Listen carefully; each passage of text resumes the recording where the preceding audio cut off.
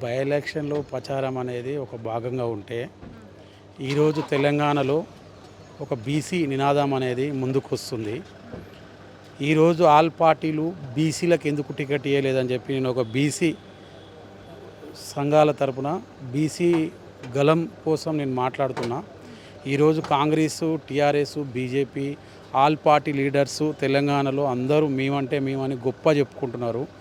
సీట్లు మాయి, ఓట్లు మాయి, సీట్లు మీయి, గద్దెలెక్కేది మీరు, జెండలు మోసేది మేము, మా వాటెంత, మీ జనాభా ఎంత సూటిగా అడుగుతున్నా. నేను ఈ రాష్ట్రంలో 10 ఏళ్ళు ఏలిన ముఖ్యమంత్రి చంద్రశేఖరరావు గారికి కూడా చెప్తున్నా, మీరు 10 ఏళ్లలో బీసీలకు ఎంత వరకు టికెట్ ఇచ్చిరు? ఈ జూబ్లీస్లో ఒక బీసీకి టికెట్ ఇస్తే మీరు ఎందుకు ఓరవలేకపోతున్నారు? నువ్వు కూడా ఒక బీసీకి ఎందుకు టికెట్ ఇవ్వలేకపోయినావు? బీసీలు అంటే నీకు అంత చులకన. ఒక బీసీల మీద నువ్వు ఇలా నీ ఇష్టం వచ్చినట్టు మాట్లాడడం,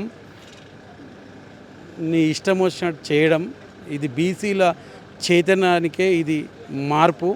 బీసీల దమ్మేందో, మన బీసీ ముద్దు బిడ్డని జూబ్లీస్ గడ్డ మీద మనం గెలిపించుకోకపోతే రేపటి తరాన్ని కూడా మనని అన్ని పార్టీలు మనం తొక్కేస్తాయి. ఈ ఈ జూబ్లీస్ గడ్డ మీద బీసీ జెండా అనేది ఎగరాలి.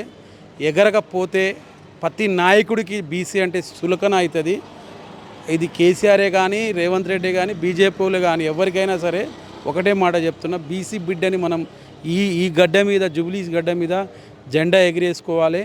బీసీల ఓట్లతో ఇన్ని రోజులు గద్దెలెక్కి మా బీసీల గలం తొక్కిన ప్రతి లీడర్కు ఈ జూబ్లీస్ ఎన్నిక ఒక బుద్ధిగా చెప్పాలని నేను ఈ మీడియా ద్వారా నేను హెచ్చరిస్తున్నాను.